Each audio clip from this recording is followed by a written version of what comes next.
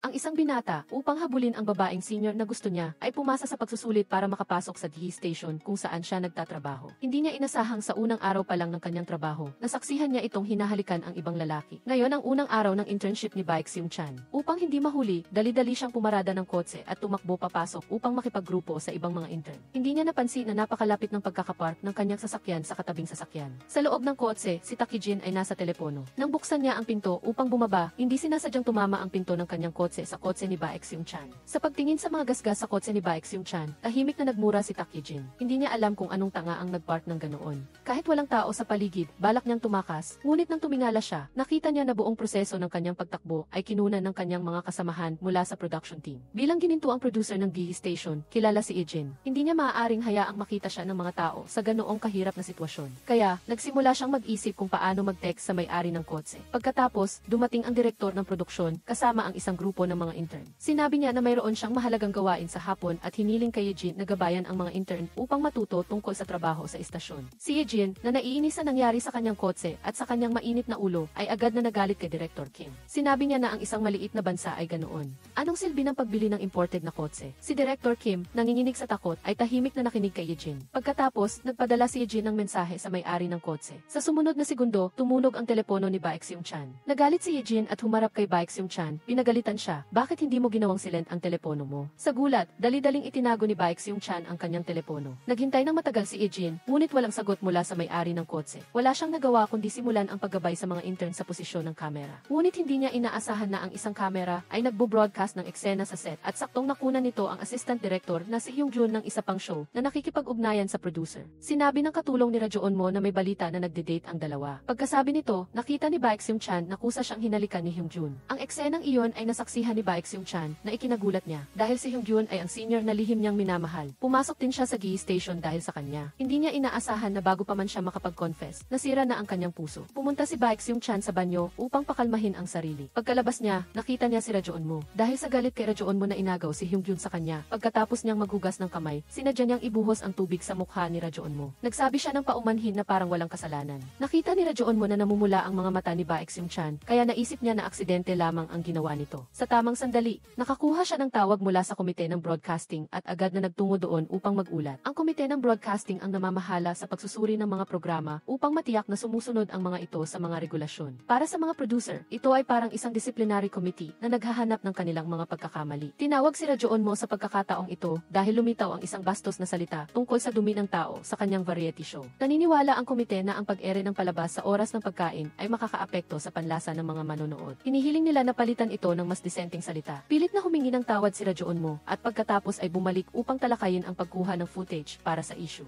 Ang susunod na programa sa paglalakbay na pinamahalaan nila ay tinatawag na 2 days ampersand isa night. Ang season na ito ay nag-imbita ng mga matatandang female artists. Kahit na 4 o 5 tao lamang sila, lahat sila ay mahirap pakisamahan. Bawat episode ay may hindi inaasahang insidente. Hindi pa sila nakakapag-usap nang dumating ang direktor ng departamento. Lumabas na napakababa ng ratings ng 2 days ampersand isa night. Kaya para sa kapakanan ng kita, nagpa siya ang direktor na kanselahin ang programa. Kasabay nito, nag-organisa siya ng bagong production team at inatasan si Rajoon Mo na gumawa ng ibang programa. Si Rajoon Mo ay isang mabait na tao at hindi niya alam kung paano sabihin ito sa production team. Gayunpaman, alam ng lahat ang resulta at nagreklamo sila na masyadong masama ang programa. Si Rajoon Mo ay nakaramdam ng pagkakasala at pagsisisi, ngunit sa mundo ng telebisyon, ang ratings ang siyang nagpapasya sa lahat. Ang brutal na katotohanan ay nasa harap niya at wala siyang magawa kundi tanggapin ito. Sa kabilang banda, pinatay na ni Baek Seung-chan ang kanyang telepono, kaya nang tawagan siya ni Eugene, ang tanging narinig niya ay ang automated na mensahe na ang telepono ay naka-off. Sa sandaling iyon, tumakbo ang assistant upang ipaalam na ang artist na lalahok sa recording ngayon ay ayaw magpalit ng damit ayon sa kahilingan. Si Cindy, isang sikat na singer na nag-debut 15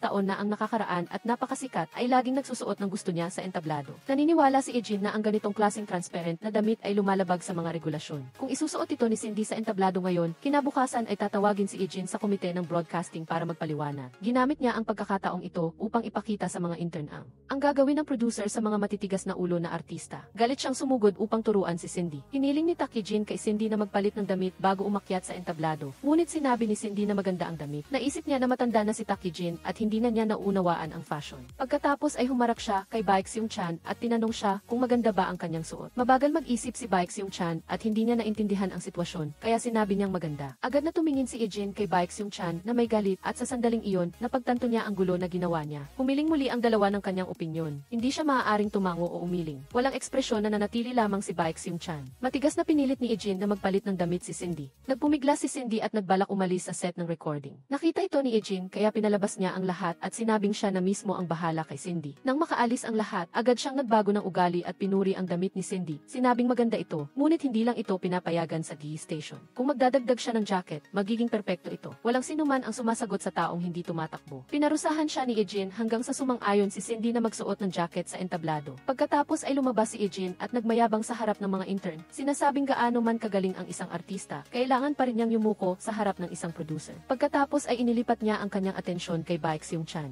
Ang eksena kanina ay parang nasa larangan ng digmaan. Siya ay sumugod sa harapan, habang siya naman ay nagtago sa bunker. Kinain ang lahat ng supply at sinira ang kanyang daan palabas. Si Baek Seung-chan ay napuno ng galit ngunit hindi makapagsalita. Tahimik lamang siyang nakikinig sa mga mura ni Ejin sa control room. Habang nagdidirect si Ejin, pinagmamasdan ng mga intern ang sitwasyon sa totoong buhay. Sa ilalim ng tingin ng lahat, umakyat si Cindy sa entablado na may suot na dissenting jacket na ikinatuwa ni Ejin. Sino ang mag-aakala na sa sumunod na segundo, tinanggal ni Cindy ang jacket, itinapon sa gilid at sumayaw at kumanta na suot ang transparent na damit sa loob. Isang intern ang hindi napigilang mamangha. Agad na tumingin si Ejin kay Baek Seung-chan. Dali-daling ipinaliwanag ni Baek Seung-chan na hindi siya iyon. Ngunit pinagpilitan ni Ejin na siya ang may kasalanan. Matapos ang recording, hinanap ni Ejin si Cindy upang kausapin, ngunit nalaman niya na umalis na siya at ang kanyang manager. Ibinaling niya ang lahat ng kanyang galit kay Baek Seung-chan, sinabing dahil gusto niyang makita si Cindy na nakasuot ng transparent na damit, kaya siya namamangha. Dahil pinagalitan siya ni Ejin buong araw, yumuko na lamang si Baek Seung-chan at hindi naglakas loob na magsalita. Pagkatapos ng trabaho, pumunta si Ejin sa parking lot upang tawagan muli ang may-ari ng kotse. Hindi niya inaasahan na maririnig niya ang boses ng taong iyon sa kanyang likod. Nang lumingon siya, nakita niya si Baek Seung-chan na ikinagulat niya. Hindi niya inasahan na ang taong hinahanap niya buong araw ay nasa tabi niya lamang at pinagalitan niya pa buong araw. Hindi rin inasahan ni Baek Seung-chan na magiging ganoon ang kanilang kapalaran. Bukod pa rito, sa kanyang prangkang personalidad, hindi niya naintindihan ang nakatagong kahulugan ng sinabi ni Ejin. Akala pa niya ay seryosong gusto siyang bayaran ni Ejin. Hindi rin inaasahan ni Ejin na napakawalang alam ni Baek Seung-chan na hiningi talaga ang bayad kahit na umabot na sa ganoon ang kanilang usapan. Natapos ang isang masamang araw, ang pamilya ni Baek Seung-chan ay naghanda ng masarap na hapunan at cake upang ipagdiwang ang kanyang pagpasok sa DE station. Pilit siyang ngumiti, walang nakakaalam na ang kanyang puso ay nabasag dahil sa pagkabigo sa pag-ibig. Kasabay nito, binuksan ni Ejin ang isang jar ng kimchi at uminom ng alak upang pawiin ang kanyang kalungkutan. Walang nakakaalam na nakatira siya kasama ni Rajoon Mo. Si Rajoon Mo at Ejin ay magkababata. Naiinggit si Rajoon Mo kay Ejin dahil nakatira siya sa isang apartment na may elevator at para lang makagamit ng elevator, araw-araw na sinasamahan ni Rajoon Mo si Tak Ejin pauwi. Sa panahong iyon, nagkaroon ng krisis sa ekonomiya. Upang malampasan ang kahirapan, ibinenta ng mga magulang ni Tak Ejin ang apartment sa murang halaga. Ang bumili ay ang ina ni Rajoon Mo. Kaya, ang apartment na may elevator na ipinagmamalaki ni Tak Ejin ay naging bahay ni Rajoon Mo. 4 na buwan na ang nakakaraan, pinilit ng walang puso na landlord ni Tak Ejin na taasan ang renta. Malungkot siyang pumunta kay Rajoon Mo upang uminom, nagkwento ng kanyang mga problema at nagplanong maghanap ng lugar upang ilagay ang kanyang mga gamit at pansamantalang umupa ng dormitoryo ng estudyante. Naunawaan din ni Rajoon Mo ang sitwasyon ni Tak Ejin, kaya uminom siya kasama nito upang gumaan ang loob niya. Ngunit sa sumunod na umaga, nagising si Rajoon Mo. Natagpuan niya si Ejin na inuutusan ang ibang tao na ilipat ang kanyang mga gamit sa kanyang bahay. Siya ay tuluyang nalito sa kung anong nangyayari. Ibinigay ni Ejin sa kanya ang commitment letter na isinulat niya kagabi upang paalalahanan siya. Lumabas na sa sarili niyang bibig, pumayag siyang lumipat si Ejin. Hindi na alaala ni Rajoon Mo ang pangyayari, ngunit ang lagda at fingerprint ay hindi maaaring magsinungaling, kaya kinailangan niyang tanggapin ang pagtira ni Ejin sa kanyang bahay. Sa kabilang banda, bumaba si Baek Seung-chan upang magtapon ng basura nang bigla niyang makita si Hyungjun sa kanyang residential area. Akala niya ay dito rin siya nakatira, kaya masaya siyang lumapit upang batiin siya. Ngunit sinabi ni Hyungjun na ang kanyang boyfriend ay nakatira rin sa lugar na ito. Ipinakita pa niya kay Baek Seung-chan ang kotse ni Rajoon Mo. Dahil galit si Baek Seung-chan kay Rajoon Mo na kinuha si Hyungjun, nang umalis si Hyungjun, sinabit niya ang 2 bag ng basura sa kotse ni Rajoon Mo. Nakatanggap si Rajoon Mo ng tawag mula kay Hyungjun, nag-ayos ng sarili at naghanda para sa date. Nagtanong si Ejin, pinag-iisipan na ba ninyo ang pagpapakasal? Ngunit sinabi ni Rajoon Mo na hindi niya pa naisip ang pagpapakasal. Kahit nakasama niya si Hyungjun, hindi niya nararamdaman na umiibig siya. Sinubukan niyang ipahiwatig ang paghihiwalay kay Hyungjun, ngunit tila hindi niya ito naintindihan. Pinagalitan siya ni Ejin dahil hindi niya kayang sabihin ito ng direkta at sinisipan niya ang sitwasyon at itinapon ang responsibilidad sa iba. Naniniwala siya na kung ayaw mo, dapat sabihin mo ng diretsyo. Huwag mong hayaang magkaroon ng maling pagkaunawa ang kabilang panig. Si Baek Seung-chan, na nakatayo sa itaas, ay nakita si Rajoon Mo at Hyungjun na magkasama at nakaramdam ng pagkawala. Ang mga intern ay nagsimulang i-assign sa iba't ibang programa. Kusa siyang humiling na mapabilang sa team ni Hyungjun, ngunit sa huli ay na-assign siya sa 2 days ampersand isa night team na pinamamahalaan ng kanyang karibal na si Rajoon Mo. Ang 2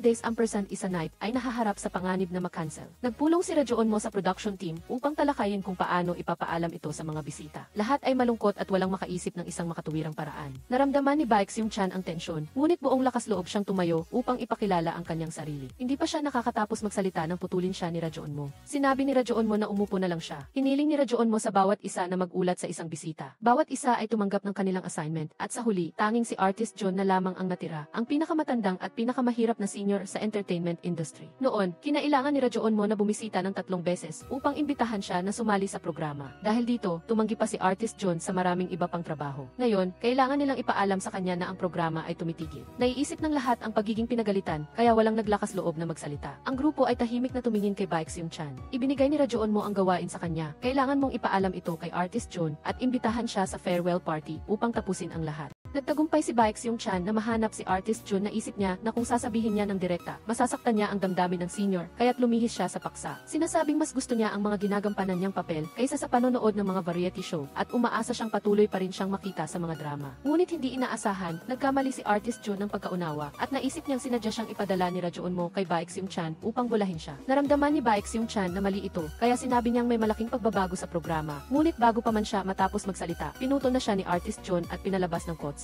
Naisip niyang tapos na ang kanyang gawain at nagbalak siyang tawagan si Rajoon Mo. Ngunit napagtanto niyang wala siyang numero ng sinuman sa production team. Samantala, ang ibang bisita, matapos matanggap ang balita na magtatapos na ang programa, sunod-sunod silang dumalo sa farewell party. Lahat ay pampublikong personalidad, kaya kahit na hindi sila masaya, hindi nila ipinapakita ito, kaya ang atmosfera ay medyo kaaya-aya pa rin. Sa huli, dumating din si Artist John, nagpasalamat si Rajoon Mo sa kanya para sa kanyang mga kontribusyon at humingi ng tawad kung mayroon siyang nagawang mali. Nagsimula silang magtagay bilang paalam, ngunit nalaman nila na hindi alam ni Artist John na magtatapos na ang programa. Agad na sinabi ng isang babaeng bisita ang balita kay Artist John, doon niya lang nalaman na ang party ay para pala sa pamamaalam at galit siyang umalis. Sinisi ni Rajoon Mo si Baek Seung-chan sa kanyang hindi maayos na trabaho. Ngunit dahil sa pangyayaring ito, napagtanto niya na kung hindi siya magiging malinaw, mas masasaktan niya ang damdamin ng iba. Kaya, nang makita niya si Hyungjun sa welcome party para sa mga bagong empleyado, direkta siyang nakipaghiwalay at sinabi sa kanya na huwag na silang magkita ng personal mula ngayon. Dahil sinira niya ang trabaho, malungkot na bumalik si Baek Seung-chan sa D station. Dapat ay dumalo siya sa welcome party para sa mga bagong empleyado, ngunit wala na siyang gana. Habang malungkot siya, tumunog ang telepono sa mesa at si Artist John pala ang tumawag. Hiniling niya na ibigay ni Baek Seung-chan ang plum wine sa mesa kay Rajoon Mo at sabihin na ang oras na kasama niya sa programa ay napakasaya para sa kanya. Medyo naantig si Baek Seung-chan at kinuha niya ang bot ng alak upang hanapin si Rajoon Mo. Pagdating niya, nakita niya si Cindy na nagtatago mula sa ulan sa labas. Mabait siyang nag-alok na ipahiram ang kanyang payong at pinaalalahanan siya na ang payong ay hiniram mula sa lobby ng DE station. Kailangan niya itong isauli sa takdang oras, kung hindi ay mababawasan ang kanyang sahod. Upang matiyak na isasauli ni Cindy ang payong, hiniling niya ang kanyang numero ng telepono. Bago siya umalis, pinaalalahanan pa niya siyang mabuti na ang kanyang pangalan ay Baek Seung-chan at miyembro siya ng 2 days ampersand isa night production team at dapat niyang gamitin ang kanyang pangalan upang isauli ang payong. Na-impress si Cindy sa 2 days ampersand isa night na programa dahil noon, nang nagugutom siya at pinabili ang kanyang manager ng pagkain, pinagpalit ni Rajoon Mo ang tinapay na pinili ng manager sa mainit na kanin para sa kanya. Pagkaalis ni Baek Seung-chan, habang wala pa ang kanyang manager, nagpayong si Cindy at umalis upang kumain ng mag-isa. Dumating si Baek Seung-chan sa meeting place upang hanapin si Rajoon Mo. Inila siya ni Ejin upang sumali sa party at patuloy na nagpapahiwatig na gusto niyang hindi na magbayad para sa aksidente sa kotse. Ngunit hindi naintindihan ni Baek Seung-chan ang pahiwatig. Matapat niyang sinabi na ang halaga ng pag-aayos ay 870,000 won. Kung magbabayad siya ng cash, pumayag ang kanyang ama na bawasan ito ng 40,000, kaya 830,000 na lang. Nagalit si Ejin hanggang sa gusto niyang suntukin siya sa ulo. Nagbabala siya na kung magkakamali siya sa panahon ng kanyang internship, tatanggalin siya, kaya huwag siyang magpapahuli sa kanya. Umalis si Baek Seung-chan kasama si Rajoon Mo sa restaurant. Nang makita siya ni Rajoon Mo, nagalit siya at sinabi sa kanya na huwag magsalita. Masunuring inilagay ni Baek Seung-chan ang bote ng alak sa tabi niya at naghanda na siyang umalis. Pagod na nagtanong si Rajoon Mo kung ano iyon. Doon lang sinabi ni Baek Seung-chan na iyon ay ang alak na bigay ni Artist John at ipinasa ang mensahe nito kay Rajoon Mo. Niyakap ni Rajoon Mo ang bote ng alak at muntik na siyang maiyak. Hindi niya inaasahan na sa huli ay makakatanggap siya ng pagpapahalaga mula kay Artist John. Pag-uwi niya, nakita niya si Ejin. Galit pa rin si Ejin dahil sa kabagalan ni Baek Seung-chan sa pag-unawa. Sa sandaling iyon, dumaan si Baek Seung-chan at hindi sinasadyang narinig ang pag-uusap ng dalawa. Naramdaman niya na ang mga darating na araw ay magiging mahirap usap na labis na ikinatakot niya. Ngunit ang mas nakagulat sa kanya ay nang sabay na pumasok sina Eugene at Rajoon mo sa isang apartment. Agad niyang naintindihan na ang kanilang relasyon ay hindi lamang isang one-night stand. Habang kumakain, nagreklamo si Eugene na nawawala ang gatas sa refrigerator. Inabot ni Rajoon mo sa kanya ang bote ng tubig at pinabuksan niya ito. Pagkatapos niyang buksan, sinabi naman niya na ayusin ang upuan para sa kanya. Ang kanilang mga tungkulin ay tuluyang nabaliktad. Ang mga gawain tulad ng pagbukas ng bote at pagpapalit ng ilaw, na karaniwang trabaho ng mga lalaki, ay ginagawa lahat ni Eugene. Iminungkahi ni Rajoon mo na matuto si Eugene na maging mas lambing tulad ng ibang mga babae upang hayaang ang lalaki ang gumawa ng mga bagay na iyon. Sumagot si Eugene, si Hyungjun ba ay ganoon? Si Hyungjun ay kilalang dalubhasa sa pag-ibig. Ang pagiging lambing ay parang paghihintay sa kamay ni Rajoon mo. Hindi masaya si Rajoon mo na binanggit ni Eugene si Hyungjun. Nag-away sila. Nagbuntong hininga si Rajoon mo na kung may oras si Takijin na alamin ang kanyang mga pribadong bagay, mas mabuting maghanap ng bagong tirahan at umalis, at pagkatapos ay umalis siya ng may galit. Hiniling ng pinuno ng departamento sa 2 days ampersand isa night na mag-organisa muli, mag-imbita ng mga bagong bisita na may bagong format. Orihinal na balak ni Rajoon mo na mag-imbita ng mga lalaking artista bilang bisita, ngunit sa kanyang gulat, mas mahirap imbitahin ang mga lalaking artista kaysa sa mga babae. Ang landas na ito ay ganap na hindi posible. Tinawag ni Rajoon mo ang buong koponan para mag-isip ng mga bagong ideya, ngunit ang mga variety show ay umiikot lamang sa ilan. Walang sinuman ang nakaisip ng anumang magandang ideya. Minsang inara ni Baek Seung-chan ang ratings ng mga variety show at nalaman na bawat programa ng sariling siklo. Ayon sa kanyang kalkulasyon, ang susunod na sasabog na format ay isang dating show. Iminungkahi niya na gawing dating show ang 2 days ampersand isa night. Minamaliit ng mga kasamahan at nirajoon mo ang ganitong uri ng programa, ngunit nang iulat ito sa pinuno ng departamento, kaagad niyang pinili ang dating show. Ipinaalam ni Rajoon mo sa mga miyembro ng production team. Agad na naghanda ang lahat, mabilis na kinumpirma ang tatlong pares ng lalaki at babae at matagumpay na nakipag-ugnayan sa mga management company para pirmahan ang kontrata. Nagpasya si Takijin na bayaran ang kompensasyon sa pamamagitan ng pagbabayad ng cash installment. Walang karapatang tumutol si Baek Seung-chan, kaya pumayag na lang siya. Pagkatapos ng trabaho, natagpuan ni Takijin na ang kanyang sasakyan ay hinarangan ng dalawang iba pang sasakyan.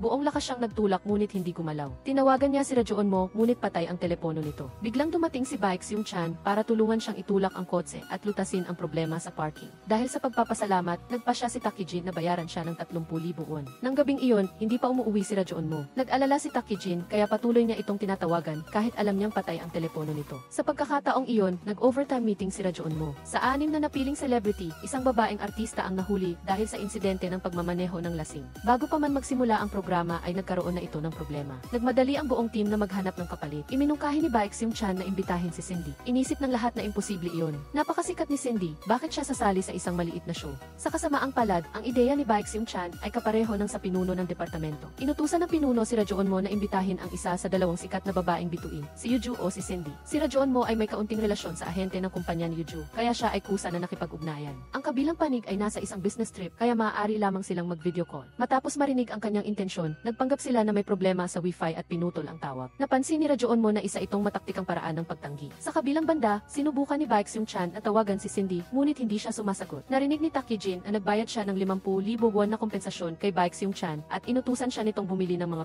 Nag-aalangan si Baek Seung-chan sandali, naaalala ang huling pagkakataon na bumili siya ng cookies at hindi sinasadyang nakita si Takijin. Si Rajoon mo ay nag-aaliw kay Hyungjun. Pakiramdam niya ay pumasok siya sa isang eksena sa Hollywood. Sa umaga ay hinahalikan niya si Hyungjun at sa gabi naman ay kasama niya si Takijin sa iisang kwarto. Ngunit ang dalawang babae ay magkaibigan. Hindi siya makapag-adjust sa ganoong uri ng liberal na kapaligiran. Ngunit bilang isang intern, hindi siya nangangahas na sumuway sa utos ng kanyang senior, kaya sumunod na lang siya at bumili ng mga Paglabas niya ng tindahan, nakatanggap siya ng tawag mula kay Cindy. Dahil may kailangan siyang tulong, nagmadali siyang pumunta sa kumpanya nito. Akala ni Cindy na binili niya ang para sa kanya. Agad na ipinaliwanag ni Baek Seung-chan na binili niya ito para sa iba at kung gusto niya, bibilhan niya siya sa susunod. Pagkatapos, diretsahan siyang nagpahayag. Ang layunin na imbitahin siya na sumali sa programa. Maraming mga bituin ang naging sikat matapos sumali sa reality show at maaari ring subukan ni Cindy ang landas na ito. Bago pa man makasagot si Cindy, pumasok na ang kanyang ahente at sinimulan ng kalkulahin ang iba't ibang uri ng pinsala. Para sa isang artista tulad ni Cindy, pag-aaksaya lang ng oras ay pera na. Tumutol si Baek Seung-chan na hindi dapat sukatin ang halaga ni Cindy sa pera, ngunit hayaan siyang sundan ang kanyang sariling mga layunin. Hindi inaasahan ng ahente na ang isang hindi kilalang intern ay mangangahas na punahin siya, kaya galit siyang tumawag kay Rajoon mo at hiniling na kunin ang kanyang tao. Si Cindy, na hindi na gusto ang kanyang ahente na puro pera lang ang iniisip, ay mas lalong nasiyahan.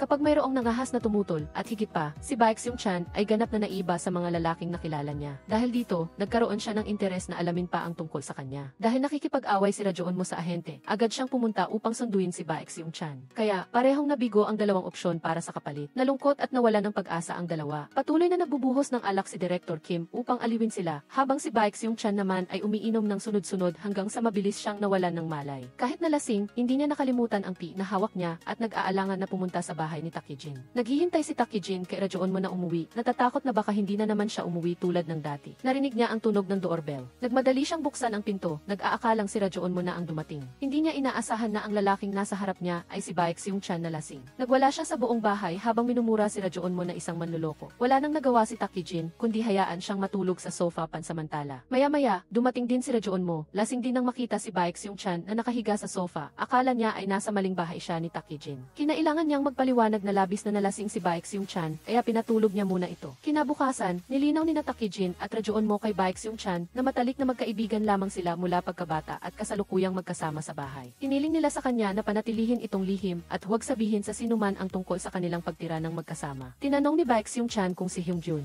Hindi ba alam ni Hyungjun, ang girlfriend ni Rajoon mo, ang tungkol dito? Dahil may karapatan siyang malaman. Nang tingnan niya ang mga mata ni Baek Seung-chan, biglang napagtanto ni Taekjin na may gusto siya kay Hyungjun at napangiti siya sa kakulitan ng lalaking umiibig. Nakipagtalo si Cindy sa kanyang ahente tungkol sa paglahok sa 2 days ampersand isa night. Dahil mula 13 taong gulang siya, lagi siyang sumusunod sa lahat ng pinaplano para sa kanya. Ngayon, gusto niyang siya mismo ang gumawa ng desisyon at hindi na gusto pang makontrol. Nang malaman ng mga kasamahan na pumayag si Cindy na lumahok, tuwang-tuwa silang lumapit kay Baek Seung-chan upang tanungin kung paano niya ito napasiguro. Nag-aalangan si Baek Seung-chan at hindi alam kung paano sasagot, na lalo pang nagpatibay sa paniniwala ng lahat na naakit si Cindy sa kanyang hitsura. Pagkatapos ng trabaho, hindi sinasadyang nakita ni Baek Seung-chan sina Taekjin at Rajoon mo sa complex. Sa sandaling iyon, nakatanggap si Rajoon mo ng tawag mula sa kanyang ina na nagmamadali na pumunta siya sa isang blind date na agad na nagpabago sa ekspresyon ni Taekjin. Nalaman ni Baek Seung-chan na gusto ni Taekjin si Rajoon mo tulad ng kanyang unilateral na pag-ibig kay Hyungjun. Nang malaman niyang nasugatan si Taekjin, kusang loob siyang tumulong sa pagdala ng kanyang mga gamit pauwi. Naiirita si Rajoon mo na pinapayagan ni Taekjin si Baek Seung-chan na makapasok sa kanyang bahay at pinapaalalahanan siya na panatilihin ang distansya mula sa mga lalaki. Kinabukasan, nabasa ni Taekjin ang mensahe na iniwan ni Rajoon mo. Pinapaalalahanan siyang kumain ng maayos na nagpangiti sa kanya. Ang pakiramdam na inaalagaan ka ng taong gusto mo ay talagang matamis. Hinarap ng ina ni Rajoon mo si Taekjin upang mag-usisa kung may karelasyon ba ang kanyang anak at hiniling sa kanya na ipakilala siya sa isang girlfriend. Gayunpaman, naramdaman ng ina na medyo matanda na si Taekjin kaya gusto niyang maghanap ng mas batang babae, mas maganda kung nasa 20. Nakaramdam si Taekjin ng kirot at lalo pang nag-alala na balang araw ay malalaman din ng ina ni Rajoon mo na magkasama silang nakatira. Nagsimula na ang unang araw ng shooting. Napagtanto ni Cindy na dahil sa kanyang malamig na pag-ugali, hindi siya nagugustuhan ng mga manonood. Nais niyang baguhin ang kanyang imahe upang maging mas palakaibigan. Kaya, kahit na binibiro siya at binubuhusan ng malamig na tubig sa hating gabi, nagpanggap pa rin siya na natatakot at nahihiya sa harap ng kamera. Sa 6 na kalahok, si Cindy ang pinakasikat at inakala niyang mamumukod tangi siya sa iba.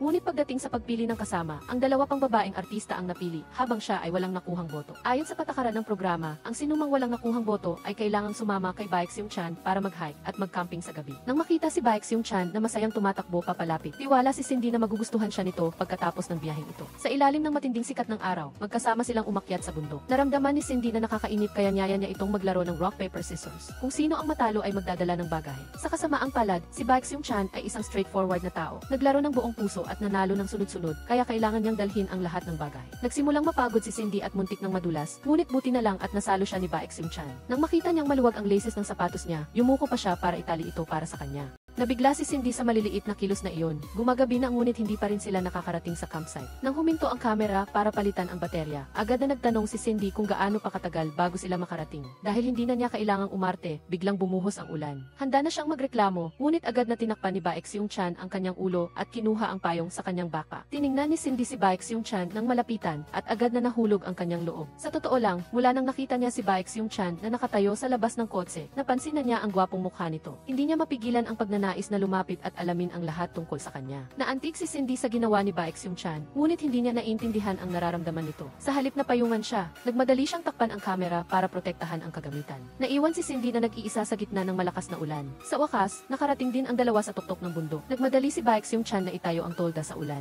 Nang marinig ni Rajoon mo at ng kanilang mga kasamahan na pinadala ni Baek Seung-chan si Cindy na magdala ng bagahe at magtayo ng tolda sa ulan, hindi nila alam kung matatawa ba sila o maiyak. Tinuturuan ni Baek Seung-chan si Cindy na maglaro ngunit patuloy siyang natatalo. Hindi siya nagbigay ng konsiderasyon at sinabi pa na ang huling pagkakataon na makakakain ay sa pamamagitan ng paghingi ng suporta sa mga kaibigan sa telepono. Sa loob ng 1 minuto, tinawagan ni Cindy ang kanyang mga kasamahan, ngunit ang isa ay abala, ang isa ay pinutol ang tawag, at ang isa ay tinawag siyang walang hiya. Sa huli, malungkot na pumasok si Cindy sa tolda na gutom. Hiniling niya kay Baek Seung-chan na burahin ang recording kung saan tumatawag siya dahil natatakot siyang mapagalitan ang kanyang mga kasamahan kung ipapalabas ito. Napansin ni Baek Seung-chan ang kahinaan nito at tahimik na umalis upang bigyan siya ng oras para kumalma. Kinaumagahan, bumaba silang dalawa ng bundok at sumali sa laro ng Echaredes kasama ang lahat. Ginawa ni Baek Seung-chan ang mga galaw sa harap para hulaan ng lahat. Ngunit kahit anong gawin niya, walang nakahula ng tama. Sa sandaling ito, dumating ang ahente ni Cindy na si Jeannie upang bisitahin siya at hiniling na putulin ang bahaging iyon dahil baka isipin ng mga manonood na mukha siyang hangal. Naramdaman ni Rajoonmo ang pagkadismaya sa ginawa ng ahente. Pinanukala ni Jeannie na si Rajoonmo ay para lamang sa ratings. Ang taong wala pang 45 kilo ay nag-ayuno sa buong araw. Tiningnan ni Rajoonmo si Cindy na nakaupo ng mag-isa sa tabi at nakaramdam siya ng kaunting pagsisisi. Kinuha niya ang kanyang galit kay Baek Seung-chan. Ipinagtanggol ng cameraman si Baek Seung-chan na nagsasabing hindi kumain si Cindy kagabi at hindi rin kumain si Baek Seung-chan. Ang isang batang ganito katapat ay hindi dapat pinapagalitan. Sinasabi ni Rajoonmo na nagkamali si Baek Seung-chan dahil hindi siya nakipag-ugnayan sa kanya sa oras, ngunit sa loob-loob niya, naramdaman din niya na hindi niya dapat rinatuhin ng ganoon si Baek Seung-chan. Tapos na ang paggawa ng unang episode at nagdao si Rajoonmo ng isang pagdiriwang para sa buong team. Nag-aalala si Takijin na baka madula si Baek Seung-chan pagkatapos uminom at ibunyag na magkasama sila ni Rajoonmo sa bahay. Kaya, binantayan niya si Baek Seung-chan.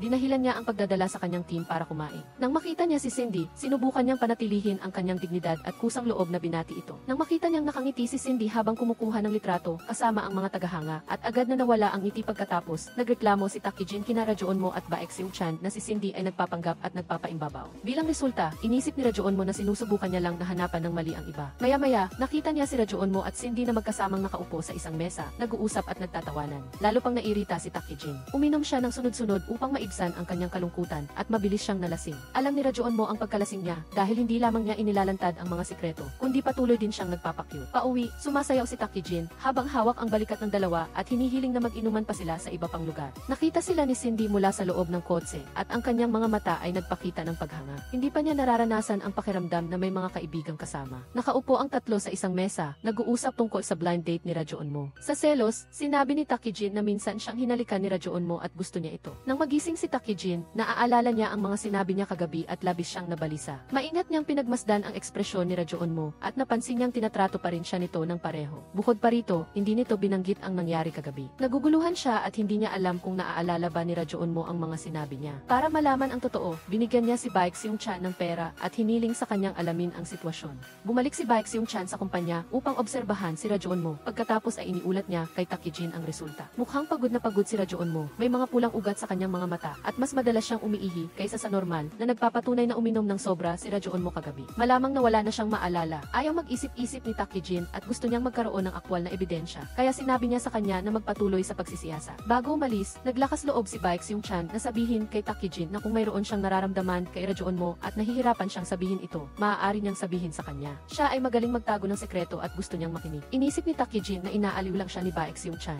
Hindi niya inaasahan na nagkakaroon na ng damdamin si Baek Seung-chan para sa kanya. Ang mga senior sa team ay abala sa pag-edit ng pelikula. Si Baek Seung-chan ay naging isang utusan na namamahala sa pagbili ng pagkain para sa kanyang mga senior. Nang marinig niyang sinabihan siya ni Rajoonmo na bumili ng noodles, agad siyang nag-isip. Dati, sinabi ni Rajoonmo na kung uminom siya ng sobra sa gabi, hindi siya kakain ng noodles kinabukasan. Ibig sabihin, hindi siya uminom ng labis tulad ng iniisip nila. Inulat niya ang sitwasyon kay Takijin. Naramdaman pa rin niyang hindi siya sigurado dahil minsan, kapag lasing si Rajoonmo, nagpipilit pa rin siyang kumain ng noodles. Hindi maintindihan ni Baek Seung-chan kung bakit natatakot si Takijin na marinig ni Rajoonmo ang pagtatapat niya. Kung gusto niya si Rajoonmo, dapat alam niya. Naramdaman ni Takijin ang kapaitan. Kung narinig ni Rajoonmo ang mga sinabi niya at wala pa rin siyang reaksyon hanggang ngayon, ibig sabihin ayaw niyang tanggapin ang kanyang damdamin. Ayaw niya ng ganoong resulta, kaya umaasa siyang walang maalala si Rajoonmo. Sa parehong oras, kailangang sumakay ni Cindy sa 7 am flight, kaya kailangan niyang gumising ng 4 oras 30 minuto para mag-ayos ng buhok at mag-makeup. Pinayuhan siya ng kanyang manager na matulog muna ng 2 oras. Si Takijin, na mayroon ng insomnia, ay lalong hindi makatulog sa loob lamang ng 2 o 3 oras. Suot ang earphone ni Baek Seung-chan, kinuha niya ang libro ni Baek Seung-chan para magpalipas ng oras, ngunit hindi niya inaasahan na makatulog siya. Nang gabing iyon, lumabas si Baek Seung-chan upang bumili ng pagkain para sa kanyang mga senior at nagkataon nagkataon na napunta siya sa parehong restaurant sa tabing daan kung saan siya, si Takijin, at si Rajonmo ay uminom kagabi. Niloko siya ng may-ari ng restaurant na lasing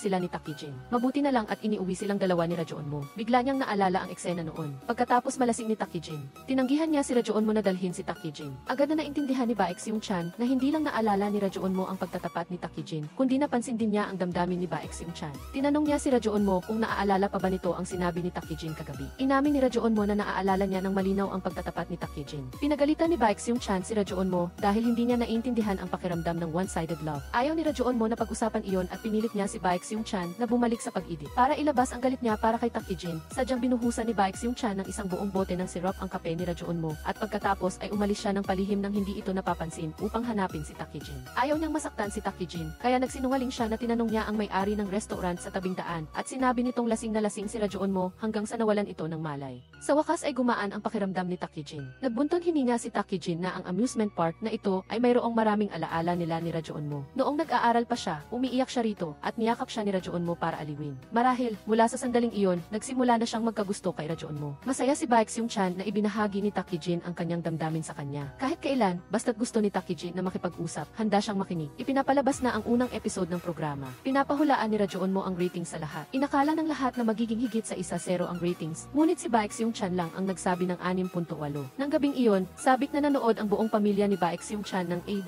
days ampersand isa night, Sadzi. Nang makita nila si Baekseung-chan na yumuko para itali ang sapatos ni Cindy. Sadzi, agad na nagalit ang ina ni Baekseung-chan. Umamin si Baekseung-chan na siya nga ang nasa pinakamababang bahagi ng food chain. Inisip ng buong pamilya na ang programa ay walang nakakatawang bahagi. Ang tanging tawa na maririnig ay mula sa nakababatang kapatid na babae ni Baekseung-chan na nanonood ng isa pang variety show sa kanyang telepono. Si Takijin at Rajonmo ay nanonood din ng programa sa bahay. Sa simula pa lang, naramdaman na ni Rajonmo ang pagbagsak ng loob. Nalaman niya na may mga maling spelling sa subtitle at maling nakalista ang lokasyon ng shooting. Sa sandaling iyon, nakatanggap din si Takijin ng tawag mula sa ina ni Rajonmo na nagrereklamo dahil tinanggihan niya ang blind date. Ibinaba ni Takijin ang telepono at uminom ng alak kasama si Rajonmo na nairita. Niyakap niya ang mukha ni Rajonmo at tinanong siya kung bakit hindi siya pumunta sa blind date at nagsinungaling na pumunta siya. Nang makita ang pag-iwas ng tingin ni Rajonmo, nahulaan niya na narinig ni Rajonmo ang pagtatapat niya noong gabing iyon. Hindi inaasahan ni Takijin na ang kanyang tapat na damdamin ay magiging isang aksidente sa mata ni Rajonmo. Masakit sa kanya at nagreklamo siya na mas masakit at nakakahiya ito kaysa sa mabasted ng ibang lalaki. Ang unang ginawa ni Rajonmo sa trabaho ay tingnan ang ratings ng programa. Nalaman niya na eksaktong-eksakto ang hula ni Baekseung-chan na 6.8. Maaga pa lang ay natanggap na ni Baekseung-chan ang taya mula sa kanyang mga kasamahan, ngunit hindi siya masaya. Sa kabila ng lahat, ang buong team ay may pananagutan sa maling subtitle. Gayunpaman, ang pustahan na ito ay nagdulot ng kanyang kasikatan sa istasyon ng Z.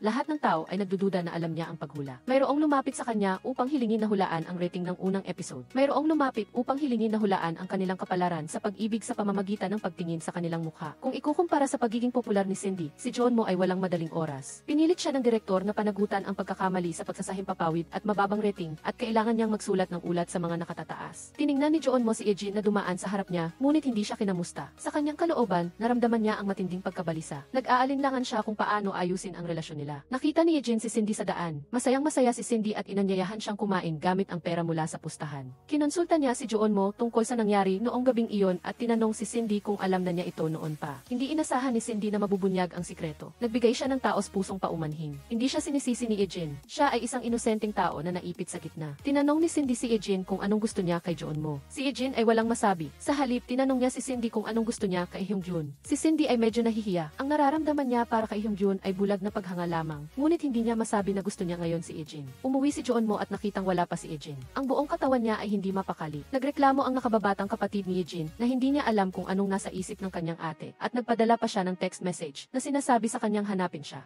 Mas lalong nag-alala si Joonmo dahil dito, kaya't naglakad siya pabalik-balik sa balkonahe. Aksidenteng sumulyap siya sa ibaba at nakita niya sina Eugene at Cindy na magkasama. Naglalakad silang dalawa habang nag-uusap at nagtatawanan na mukhang napakasaya. Naramdaman niya ang selos at galit, ngunit nang umuwi si Eugene, ang kanyang mga salita ng pag-aalala ay naging pagtatanong. Pagkatapos ng pag-aaway, nagtapos muli ang kanilang pag-uusap sa masamang paraan. Ang mga kagawaran ay nakikipagtulungan sa pagre-record ng palabas. Si Eugene ang producer at si Cindy ay pansamantalang nagtatrabaho sa ilalim niya. Kasama rin sa mga panauhin sa pagkakataong ito si Cindy. Ayaw makipag-ugnayan ni Eugene kay Cindy, kaya tinawag niya si Cindy upang gabayan siya sa proseso. Tinulungan ni Cindy si Cindy na isuot ang walkie-talkie, inayos ang kanyang buhok, at inayos ang kanyang earphone na naging dahilan ng malapitang pakikipag-ugnayan nila. Dahil dito, bumilis ang tibok ng puso ni Cindy at namula ang kanyang mukha. Nagpatuloy ang dalawa sa pag-ensayo sa entablado. Buong pusong inalalayan ni Cindy si Cindy upang matiyak ang kanyang kaligtasan sa pag-ensayo. Pagkatapos, pumunta si Cindy sa ibang lugar upang magtrabaho. Mag-isang nakikinig ng musika si Cindy habang naghihintay na makapasok sa entablado. Nakita ni Eugene na dumudulas ang entablado patungo kay Cindy, kaya't dali-dali siyang tumakbo at tinulak siya. Gayunpaman, ginamit niya ang labis na lakas, at hindi lamang siya ang nahulog kundi tinulak din niya si Cindy papunta sa butas ng elevator na nagdulot ng kanyang sprained ankle. Narinig ni Cindy ang mga tsismisan ng kanyang mga kasamahan na dinala si Eugene sa ospital, kaya't nagmadali siyang umalis sa trabaho at tumakbo sa ospital. Nang buksan niya ang kurtina, natuklasan niya na si Cindy ang nakahiga sa kama ng ospital. Tinanong ni Cindy si Cindy ng ilang tanong at pagkatapos ay lumabas upang hanapin siya. Nagpapasalamat si Eugene na hindi siya malubhang nasugatan. Magkasamang pumasok sina Eugene at Cindy upang bumisita. Nagsorry si Eugene kay Cindy kahit na ang kanyang layunin ay iligtas siya. Ang resulta ay nasugatan pa rin siya. Hindi siya sinisisi ni Cindy. Sinabi pa niya na magagamit niya ang pagkakataong ito upang magpahinga ng ilang sandali. Pagkatapos niyang magsalita, galit na pumasok sa silid ang kinatawa ng ina. Hindi niya tinimbang kung sino ang tama o mali at sinampal niya ng malakas ang manager dahil hindi niya inalagaan si Cindy. Pagkatapos ay nagkunwari siyang nag-aalala para kay Cindy at pinayuhan siyang magpahinga sa loob ng isang araw. Ang mga susunod na aktibidad ay dapat pa ring puntahan gaya ng dati. Hindi na makayanan ni Eugene at Cindy ang pang-aapi na ito. Sinabi nila na malinaw na sinabi ng doktor na dapat siyang magpahinga ng hindi bababa sa 4 na taon. Ang kinatawa ng Yuna ay inakusahan ang kinatawa ng Bayon ng paggamit ng mga artista na isang iligal na gawain. Hindi pinayagan ng kinatawa ng Bayon na makialam sila sa mga gawain ng kanyang kumpanya at pinalabas silang dalawa. Kasabay nito, si Joon Mo na nagre-record sa labas ay nakarinig ng balita na nasugatan si Eugene kaya't nag-aalala siyang tumakbo sa ospital. Pagkakita niya na maayos si Eugene, nakahinga siya ng maluwag. Tinanong niya ang sitwasyon ni Cindy na sa katunayan ay nag-aalala na masisisi si Eugene. Gayunpaman, naging mga salita ito ng pagbatikos at reklamo kay Eugene. Nadama ni Eugene ang pagkabigo at pagkaawa sa sarili, kaya't nagtago siya sa isang sulok at umiyak ng mag-isa. Naintindihan ni Cindy ang kanyang nararamdaman, kaya't lumapit siya upang aliwin siya. Sa sandaling iyon, nakita ni Cindy ang kanyang nakakahiyang sandali na nagdulot ng pagkadiskomportable ni Eugene. Sinisisi niya si Cindy sa paglitaw tuwing may ginagawa siyang gulo. Tiningnan ni Eugene ang yakap ni Cindy bilang pag-aalala lamang ng isang junior sa isang senior. Mula pagkabata, gumamit si Joon Mo ng iba't ibang paraan upang aliwin si Eugene ng hindi mabilang na beses. Sa pagkakataong ito, upang mabilis siyang bumalik, nagpadala si Joon Mo ng video sa kanya. Sa video, may hawak na gunting si Joon Mo sa isang kamay at ang kanyang minamahal na bag sa kabilang kamay at hiniling niya na umuwi siya sa loob ng 30 minuto. Umalis si Eugene sa bahay sa tamang oras. Ibinigay ni Joon Mo ang bag at binigyan pa si Eugene ng mansanas bilang paumanhin, umaasa na hindi siya aalis. Mayabang na sumagot si Eugene, tingnan natin kung ano ang reaksyon mo. Kinaumagahan, sinamahan ni Cindy si Eugene sa ospital upang palitan ang kanyang benda. Kasabay nito, hiniling ng kinatawa ng Yuna na si Cindy na nasugatan pa rin ay dumalo sa isang event sa Japan. Sinabi niya na pupunta siya sa Japan upang magpahinga. Si Cindy ay nakaupo sa kotse, naghihintay na matapos ang tawag ng manager upang pumunta sa airport. Bigla siyang nakakita kina Eugene at Cindy na sumasakay sa kotse sa tabi niya. Biglang may naisip siyang matapang na ideya. Nang hindi nakatingin ang manager, mabilis niyang binuksan ang pinto ng kotse at tumakbo sa kotse ni Cindy. Tinapos ng manager ang tawag at nagmaneho palayo at pagkatapos ay natuklasan na nawawala si Cindy. Sa pagkakataong ito, nakiusap si Cindy kina Eugene at Cindy na dalhin siya. Gusto lang niyang maghanap ng lugar kung saan siya makakapagpahinga sa loob ng 3 araw. Sabi ni Cindy, nag-inarte na ang kanyang nasugatang binti ay dahil kay Eugene, kaya dapat siyang managot. Sumang-ayon si Eugene na payuhan si Cindy na umuwi sa kanyang mga magulang o magstay sa isang hotel. Hindi sumang-ayon si Cindy na sinasabing napakalayo ng bahay ng kanyang mga magulang at mahahanap siya ng kinatawan ng Yuna kung mananatili siya sa isang hotel. Maaasahan niya lamang ang dalawa, unti-unti ring lumambot ang puso ni Eugene at Cindy. Ngunit si Cindy ay nakatira kasama ang kanyang mga magulang, kaya malinaw na hindi maginhawa para sa kanya na dalhin si Cindy sa kanyang bahay. Sa huli, dinala na lamang ni Eugene si Cindy sa bahay ni Joon Mo. Si Joon Mo ay nakikipag-usap sa kanyang mga kasamahan tungkol sa balita na nawawala si Cindy. Mayroon ng hindi mabilang na iba't ibang bersyon sa online. Hindi naniniwala si Joon Mo sa mga chismis at pinaghihinalaan lamang niya na si Cindy ay napilitan ng kinatawan ng Yuna na gumawa ng isang bagay na hindi niya pinag-isipan. Sinubukan niya na tawagan si Cindy ngunit walang sumagot. Nang makita niya ang ilang pares ng sapatos sa harap ng pinto ng bahay, medyo naghinala siya. Sasabihin sana ni Eugene na pinatuloy niya si Cindy, ngunit itinulak siya ni Joon Mo. Nagulat si Joon Mo nang makita niya na ang sikat na nawawalang artista ay naglilinis ng kanyang banyo. Ipinaliwanag ni Eugene na si Cindy ay walang malalapitan at siya ay kaawa-awa. Ginamit din niya ang taktika ng pag-udyok na sinasabi na kung ayaw niyang manatili si Cindy, tawagan niya ang kinatawan ng Yuna upang sabihin na nandito siya. Sa puntong ito, si Joon Mo ay maaari lamang magpasakop sa nakararami. Ang 4 sa kanila ay naghapunan. Si Cindy ay napakapihikan sa pagkain. Si Cindy naman ay napakasaya na kumain ng lutong bahay ni Eugene. Pagkatapos ng hapunan, nagpaalam si Cindy kay Cindy. Gusto ni Cindy na makasama siyang mag-isa, kaya nagkunwari siyang hindi niya maintindihan ang nilalaman ng libro at hiniling na ipaliwanag ito sa kanya. Seryosong nagpaliwanag si Cindy. Tinitigan siya ni Cindy at habang habang tinititigan niya siya, lalo siyang humahanga sa kanya. Si Jeonmo, na nasa sala, ay biglang nakatanggap ng tawag mula sa kinatawan ng bayon. Sinabi niya na nasa ibaba siya ng kanyang bahay at inimbitahan siyang bumaba upang mag-usap. Ang layunin ng kinatawan ng Yuna sa pagpunta doon ay upang hilingi na magkaisa ang palabas ni Jeonmo at ang kanilang kumpanya. Sa paliwanag na si Cindy ay nagpapahinga ayon sa mga kaayusan ng kumpanya. Nakahinga ng maluwag si Jeonmo at pumayag na gawin ang sinabi niya. Bumalik siya sa silid at ibinalita sa tatlong iba pa. Pagkatapos magsalita, binuksan niya ang refrigerator upang kumuha ng inumin upang kumalma. Pagkakita niya na maayos na nakalagay ang mga bagay sa refrigerator, lubos siyang nagulat. Hindi niya kailanman nakita na maayos ang kanyang bahay, kaya't lumingon siya at tinanong kung sino ang gumawa nito. Agad na nagtaas ng kamay si Cindy. Pinuri din siya ni Ejin na sinasabing akala niya ay hindi siya marunong sa mga gawaing bahay, ngunit hindi niya inasahan na magaling siya sa pag-aayos.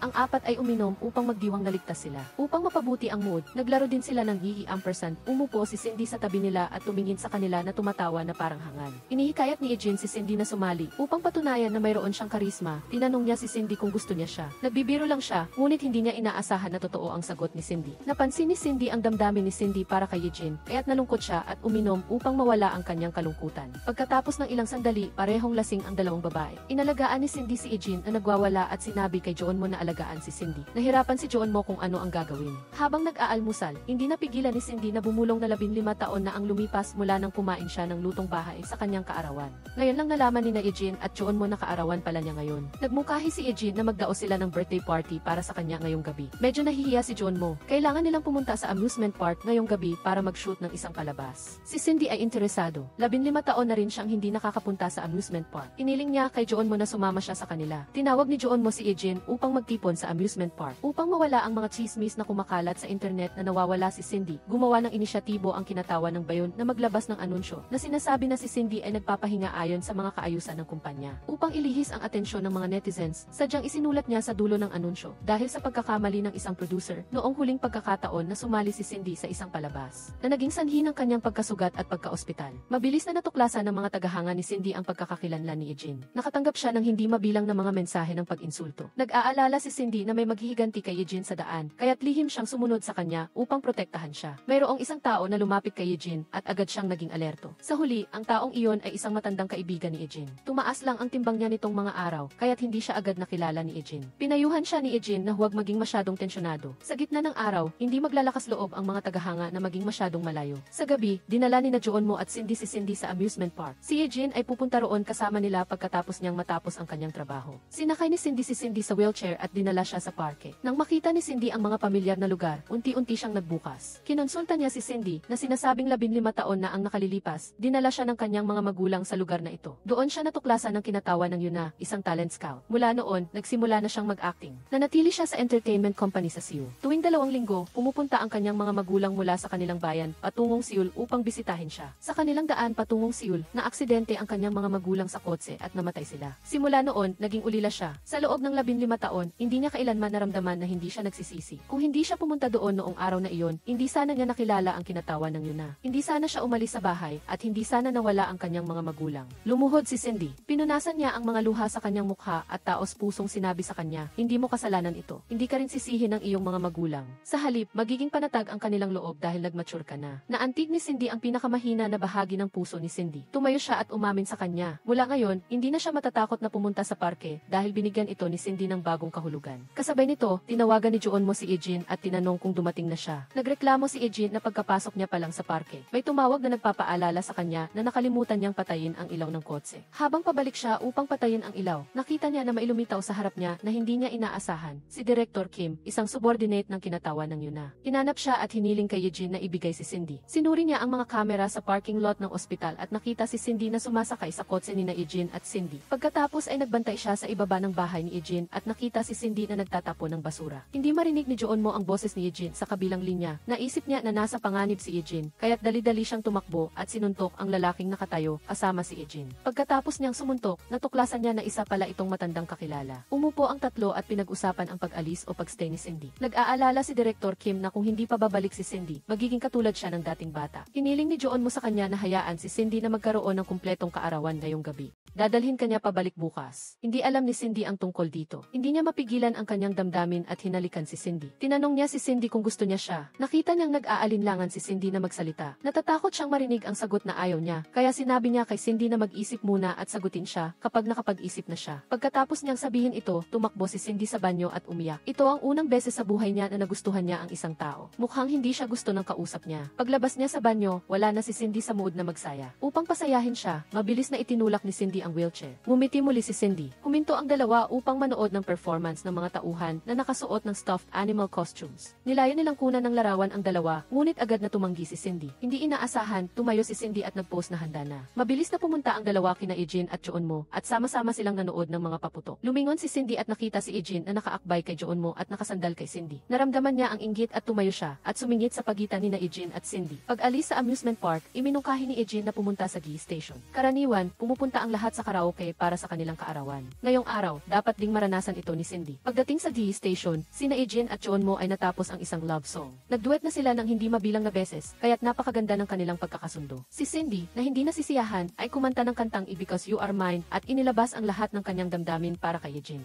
Nagselos si Cindy at sinadya niyang putulin ang kanta bago pa man niya matapos at hindi niya pinayagan na ipagpatuloy ang pagkanta. Umakyat si Cindy sa entablado at kumanta ng isang love song tungkol sa isang one-sided love at inilabas ang lahat ng kanyang damdamin at pag-aatubili kay Cindy. Sa gabi, hinawakan ni Cindy ang kanyang mga labi at inalala ang pakiramdam ng paghalik kay Cindy. Niyakap ni Cindy ang larawan nilang magkasama ni Cindy at nalunod sa panaginip. Kinaumagahan, binuksan ni Cindy ang kanyang telepono at doon niya nalaman na dahil sa kanya, inatake si Eugene ng mga netizens. Nagsorry siya kay Eugene. Bago siya umalis, nagpa-picture pa siya kasama niya. Habang nasa kotse ni Director Kim, nakita niya si Cindy na naglalakad sa kabilang kalsada. Tinitigan niya ang anino niya. Sa nakalipas na 3 araw, naranasan niya ang isang bahagi ng tunay na buhay. Nais niyang kumonekta sa labas ng mundo at sirain ang mga kadena. Ngunit, sa kasamaang palad, ang magandang panaginip ay kailangang magtapos. Sa huli, kailangan niyang bumalik sa malamig na mundo. Gusto ng mga kasamahan sa gas station na ipakilala ang kanilang kaibigan kay Eugene. Gusto ng kaibigan na iyon ang malakas at fashionable na mga babae. Naniniwala siya na si Eugene ang pinakaangkop na pagpipilian. Sinabi ng kanyang kasamahan kay Joonmo na payuhan si Eugene na kunin ang pagkakataon. Naniniwala si Joonmo na dapat hayaan si Eugene na magpasya para sa kanyang sarili. Ngunit si Cindy, na nakatayo sa tabi, ay labis na nag-aalala, natatakot na papayag si Eugene. Pagkatapos ng pagkain, nagbigay si Cindy ng mint candy sa bawat isa.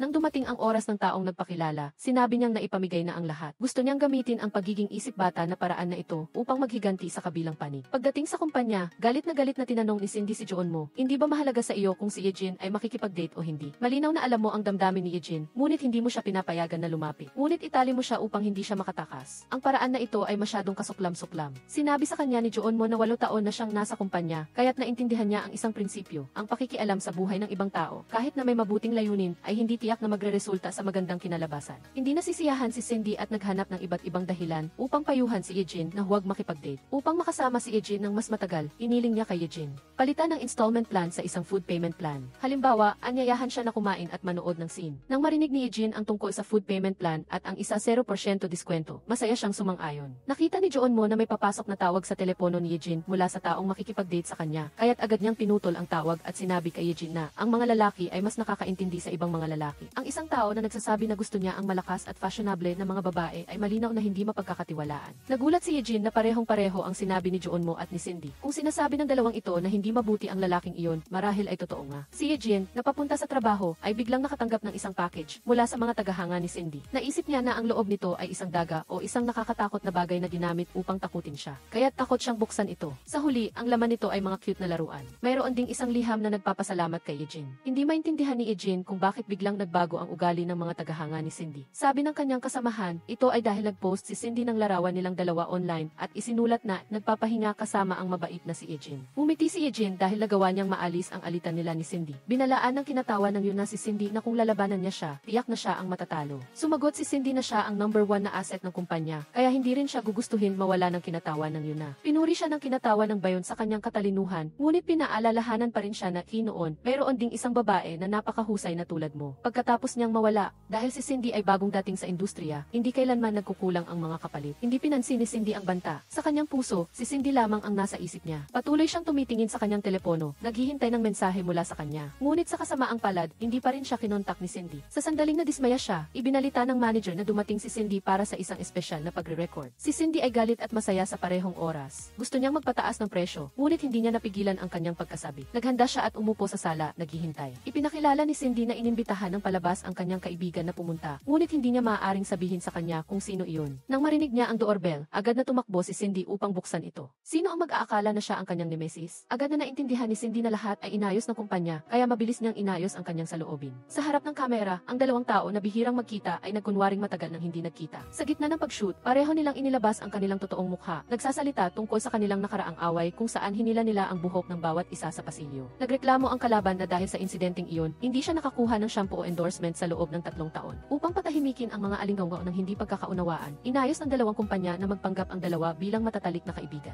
Nagpatuloy ang pag-shoot at ang laro ay ang matalik na kaibigan ay kailangang magluto para kay Cindy. Pinayuhan ni Cindy ang kanyang kalaban na hindi siya kumakain ng maanghang at huwag maglagay ng chili paste. Bilang resulta, ang kalaban ay naglagay ng isang malaking kutsarang chili paste sa fried rice. Pinapakain niya pa ito ng malapit sa harap ng kamera. Pilit na kinain ni Cindy at pagkatapos lamang ng matagal na pag-shoot ay natapos din ito. Nagkunwari ang dalawa na nagpaalam ng may pagmamahal sa harap ng pinto at pagkatapos ay sabay-sabay na huminga ng maluwag. Pinalayas ni Seung Chan ang cameraman para makipag-usap ng pribado kay Cindy. Nag-aalala si Cindy, inaakala na sasagutin niya ang kanyang nararamdaman. Ngunit sinabi lamang ni Seung Chan na ang pag-shoot kanina ay hindi tulad ng isang reality show, kundi parang isang napaka-professional na performance. Labis siyang humanga sa pagganap ni Cindy, kaya't hindi niya alam kung ang pagtatapat ng pag-ibig noong araw na iyon ay isa rin bang pagganap. Labis na nasaktan si Cindy. Ito ang unang pagkakataon na seryoso siyang nagustuhan ang isang tao, ngunit hindi niya inaasahan na ituturing itong isang pagganap. Ang ganitong uri ng hindi direktang pagtanggi ay mas masakit pa kaysa sa direktang pagtanggi. Umalis si Seung Chan at nagkulong si Cindy sa dressing room at umiyak ng umiyak. Nang gabing iyon, biglang nakatanggap si Cindy ng video call mula sa kanyang matinding kalaban. Sinabi ng kalaban na pareho silang nagsimula ng bata pa, kaya normal lang natanggapin ang tingin ng ibang tao. Ang totoo, ang dahilan kung bakit niya kinamumuhian si Cindy ay dahil nakikita niya ang kanyang sarili sa kanya. Ngunit sa anumang paraan, labis siyang nagpapasalamat sa imbitasyon mula sa palabas. Ito ang unang pagkakataon na nakabisita siya sa bahay ng isang kaibigan. Naluha si Cindy sa sobrang tuwa. Hindi niya inaasahan na sa kanyang pinakamahinang sandali, ang kanyang dating kalaban ang magpapatahan sa kanya. Agad niyang idinagdag ang pangalan ng kanyang kalaban sa listahan ng kanyang matatalik na kaibigan.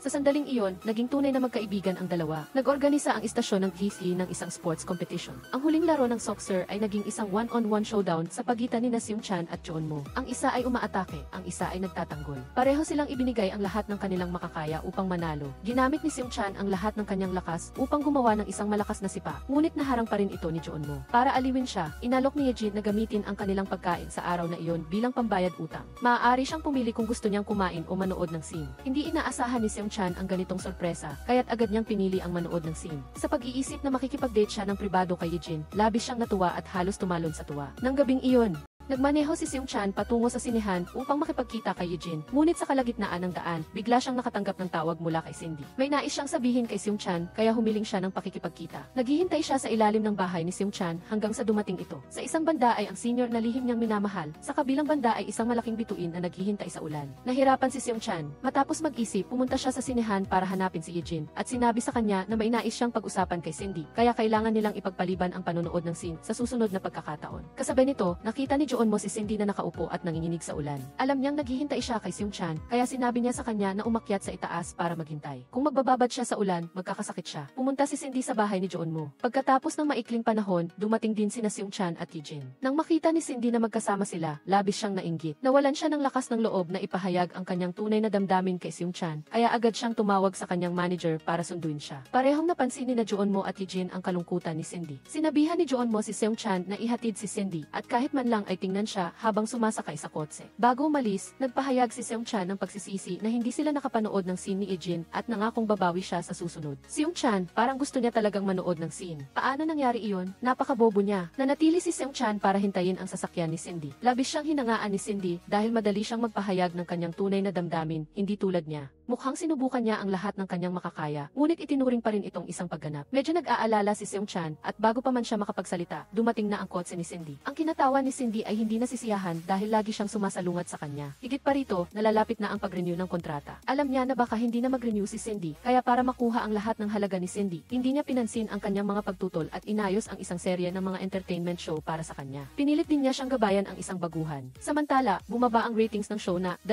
days ampersand isa night. Nag-utos ang station director na pansamantalang itigil ang broadcast at bigyan ng schedule ang isang bagong experimental show. Tuwang-tuwa si Jeonmo at ang buong staff dahil nagkaroon sila ng isang linggong bakasyon. Si Jeonmo ay nababagabag na. Ngunit mayroon siyang mas nakakainis na bagay. Pagkatapos maayos ang bagong apartment ni Eugene, lilipat na siya sa loob ng isang linggo. Plinano ni Jeonmo na tulungan si Eugene sa pagdekorasyon, ngunit hindi niya inaasahan na si Seung-chan, na nagbabakasyon din, ay mag-aalok na gawin ang lahat. Tinulungan ni Seung-chan si Eugene sa paglipat at hindi sinasadyang nakita ang kanyang photo album. Sa loob nito, puro litrato ni Eugene at Jeonmo mula pagkabata hanggang paglaki. Sa isang larawan, nakita ni Seung-chan ang kanyang sarili. Tuwang-tuwa siyang ipinakita ito kay Eugene. Itinuro niya ang batang lalaki na nakatayo sa tabi nilang dalawa at sinabing siya iyon. Nagulat din si Eugene sa hiwaga ng tadhana. Hindi niya inaasahan na nagkita na sila noong bata pa. Humingi si Seung-chan ng kopya ng larawan para iwi. Pagka-uwi niya sa bahay, tiniklop niya ang kanyang bahagi. Ngunit iniwan lamang ni Jeonmo ang larawan nila ni Eugene. Nagpasalamat si Eugene kay Jeonmo sa pagpapahintulot sa kanya na manatili sa kanyang bahay sa lahat ng oras. Ngunit pinagsisihan niya na lumipat siya sa simula pa lang. Kung hindi siya lumipat, hindi niya sana ipinagtapat ang kanyang nararamdaman at ang kanilang relasyon ay hindi magiging kasing awkward ngayon. Tinanong siya ni Jeonmo kung paano kung pareho silang mag-asawa sa hinaharap at ang kanilang mga asawa ay hindi magugustuhan ang kanilang relasyon. Anong gagawin niya? Akala ni Eugene ay siguradong hindi magugustuhan ito ng kanilang mga asawa. Sa panahong iyon, kahit hindi na kailangan pang gumuhit ng malinaw na linya, hindi na sila maaaring maging kasing natural tulad ngayon. Na-imagine ni Jeonmo na lumalayo sa kanya si Eugene at hindi siya masaya.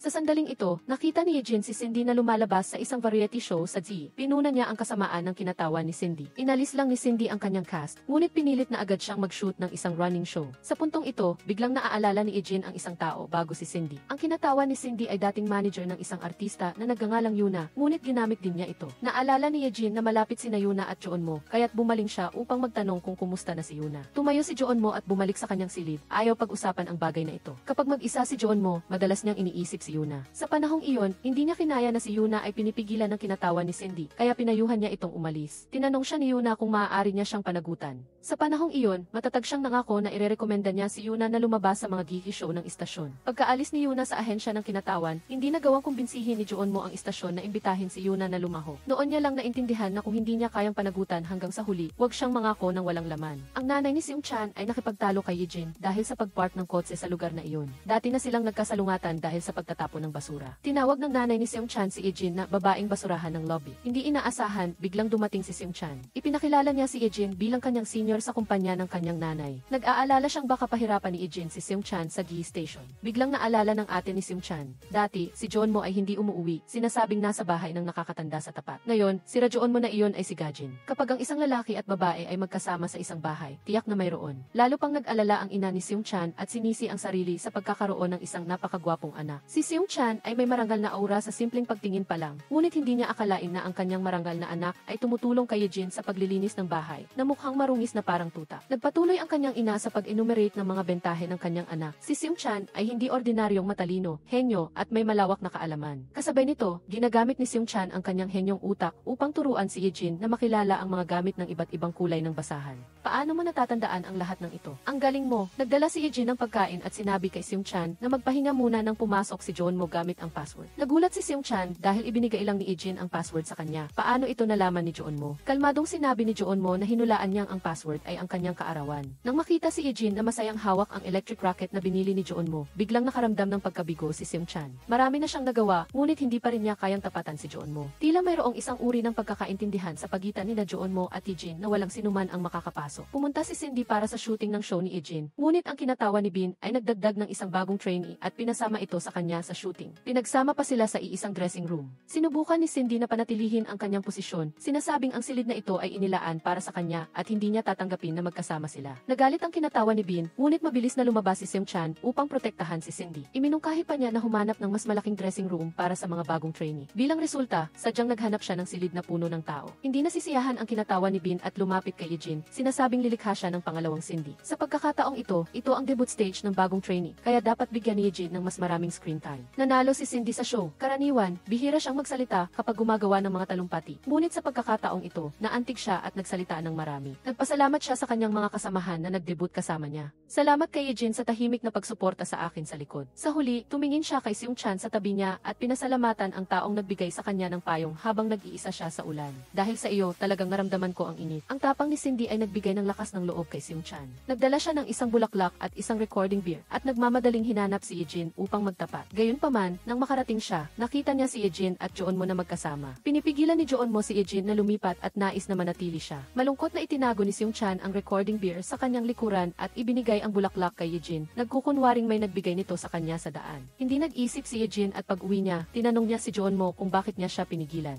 Nagtatagilid si Jeonmo at hindi nangahas na sabihin ang totoo. Inakala ni Eugene na itinuturing siyang libreng katulong at natatakot siyang kapag lumipat siya, walang magluluto at maglilinis, kaya pinigilan siya. Dahil sa hindi pagkakaunawaan ni Eugene, labis na nagalit si Jeonmo. Nagkaroon sila ng malaking away. Kinabukasan, sa trabaho, nagpatuloy ang kanilang silent treatment. Sa harap ni Jeonmo, kusang inanyayahan ni Eugene si Seung-chan na kumain. Sinubukan ni Jeonmo na gamitin ang trabaho bilang dahilan upang pigilan si Seung-chan, ngunit tapos na ni Seung-chan ang lahat ng kanyang gawain. Humingi si Eugene ng tulong kay Seung-chan na gamitin ang pag-iisip ng isang lalaki upang suriin kung si Jeonmo ay nais lang na samantalahin ang kanyang libreng paggawa sa pagpigil sa kanya na lumabas. Siyempre, naiintindihan ni Seung-chan na pinipigilan ni Jeonmo si Eugene dahil gusto niya ito. Masaya siya na mabagal ang reaksyon ni Eugene. Nag-aalala siyang nagtanong kung plano pa rin niyang lumipat. Nag-away kami ng malaki, paano pa kami magsasama? Sandali, tumatawa ka ba? Kinabukasan, para sa show na 2 days ampersand isa night, kailangan ng 30 segundong trailer. Ibinigay ni Jeonmo ang gawain kay Seung-chan na humihingi ng isang trailer na makakakuha ng interes ng manonood, makakatulong sa kanila na tandaan ang oras ng pagpapalabas at maging nakakaantig at nakakatawa. Tinanggap ni Seung-chan ang utos, tinitiyak na gagawa siya ng bago at kahangahangang trailer. Mula noon, nagsimula siyang mag-overtime. Nang nagpuyat siya, pumunta si Jeonmo upang tingnan ang kanyang trabaho at napansin na walang Cindy sa trailer. Ipinaliwanag ni Seung-chan na may mga eksena si Cindy at ang iba pa, ngunit hindi lang ito kapansin-pansin. Tinuruan siya ni Jeonmo na ang pinakamagaling na kameraman sa mundo ay ang mga magulang at kamag-anak dahil ang mga larawang kinukunan nila ay laging puno ng pagmamahal. Bilang isang producer, dapat matuto siyang mahalin ang mga bisita ng palabas dahil sa ganitong paraan lamang makakakuha siya ng magagandang footage. Kung hindi niya maramdaman ang karisma ng bisita, hindi siya makakagawa ng magandang trailer. Naunawaan ni Seung-chan at masusing pinanood ang mga eksena ni Cindy upang mahanap ang kanyang kaakit-akit na punto. Natagpuan niya sa isang eksena, tumingin si Cindy sa isang maliit na salamin at bumiti ng matamis. Nang i-zoom niya ang eksena na iyon, ay nakita niya ang sarili niyang mukha na nakikita sa salamin. Sa sandaling iyon, napagtanto niya na ang nararamdaman ni Cindy para sa kanya ay ganap na tapat. Hindi sinasadyang dumaan si Eugene at nakita si Seung-chan na seryosong nanonood ng footage ni Cindy, kaya agad siyang naghinala. Ang aking intuition ay laging tama. May gusto na si Seung-chan at si Cindy iyon. Inakala ni Eugene na gusto ni Seung-chan ang isang sikat na bituin, tulad ng pagkagusto niya noon kay Shin Hye-jin. Ito ay isang uri ng walang pag-asang pag-ibig. Inakala niyang si Seung-chan ay nasasaktan dahil sa kanyang hindi nagtagumpay na pag-ibig. Upang aliwin si Seung-chan, tinawag niya ito sa rooftop at diretsahang sinabi. May gusto na si Seung-chan ngayon.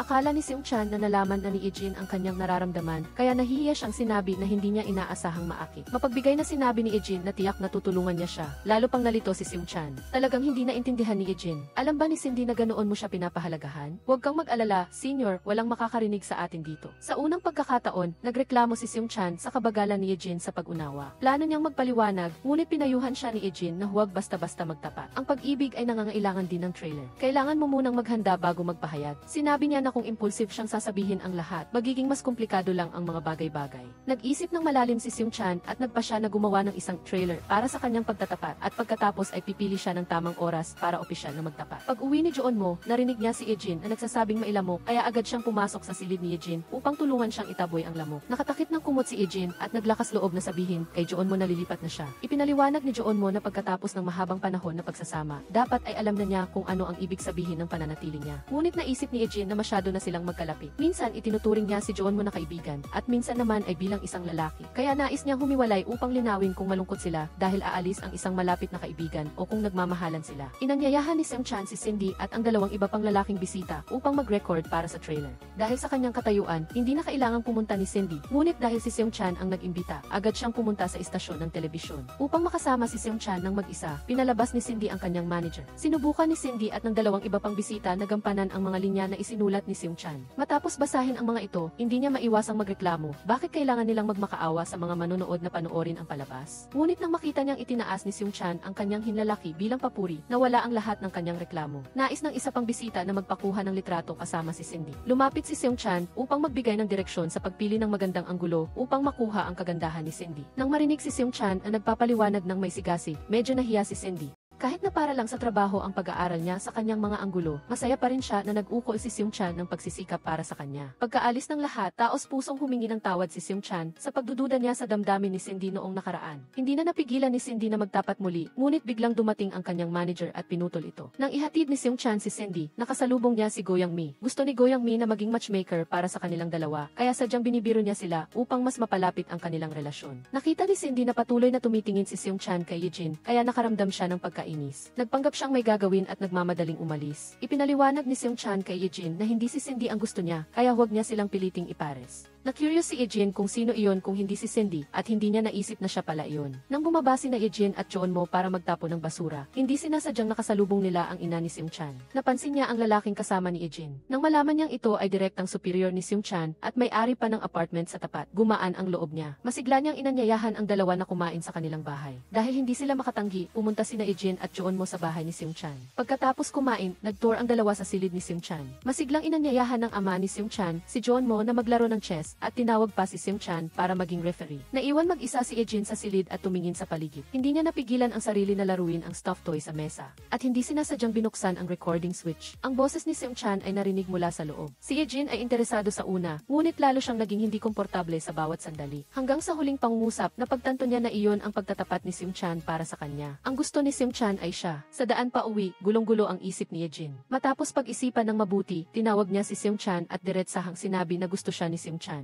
Bumalik si Seung-chan sa kanyang silid at nakita na naiba ang posisyon ng manika, kaya naintindihan niya na narinig ni Eugene ang recording. Inakala niyang iyon ay isang paunang tanda para sa kanyang pagtatapat. Ngayon, nais niyang opisyal na magtapat, kaya hinila niya si Eugene at hinalikan siya. Nagulat si Eugene at tinulak si Seung-chan palayo. Ngunit itinuring lang niya itong biro ng nakababata. Sa kabilang banda, hindi maglakas loob si Seung-chan na tumingin ng direkta sa kanya na para bang siya ang nabubuli. Napagtanto ni Seung-chan na tingin lang ni Eugene sa kanya ay isang bata at medyo kaibig-ibig na nakababata, kaya nagpasya siyang bigyan ang kanyang sarili ng pagkakataon. Pwedeng magbago ang mga impresyon at relasyon. Ang halik na iyon ay parang isang gabay na tanong. Umaasang magiging seryoso si Eugene sa kanyang nararamdaman at tingnan siya bilang isang lalaki. Nalito si Eugene sa pag-amin at para itong pagsalo sa bola, kung itataboy ba o sasaluhin. Hindi madaling sagutin ang tanong na iyon. Pagdating sa bahay, tinanong ni Eugene si Jeonmo kung siya ba ay uri ng babaeng malakas sa labas, ngunit mahina sa loob at may pagnanais na protektahan. Agad na nakilala ni Jeonmo ang tono, ito ay ang boses ni Seung-chan. Inamin niya na minsan ay kulang sa tiwala sa sarili si Eugene, na laging nagkukunwaring malakas at mapagbigay upang itago ito. Ngunit taos puso rin siyang sinabi sa kanya na napakagaling niya, karapat dapat mahalin at kaibig-ibig. Mas mabuti ka pa kaysa sa inaakala mo. Napakapili ko, hindi madaling makasama ang isang tao sa loob ng 25 taon. Kinabukasan, araw ng paglipat ni Eugene. Hindi naglakas loob si Jeonmo na tumingin sa kanyang mga mata, natatakot na makikita ang kalungkutan at pag-ayaw. Kinamayan siya ni Eugene at sinabing sa buhay na ito, napakasiya ang makilala siya. Inihatid ni Jeonmo si Eugene sa sasakyan at hindi napigilang mamula ang kanyang mga mata.